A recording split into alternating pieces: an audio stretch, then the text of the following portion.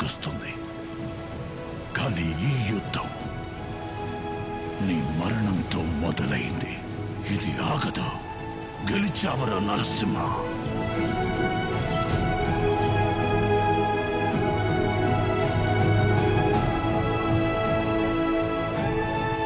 ఈ యుద్ధం నరసింహారెడ్డి వదిలిన ఊపిరి ఆపేద్దామా?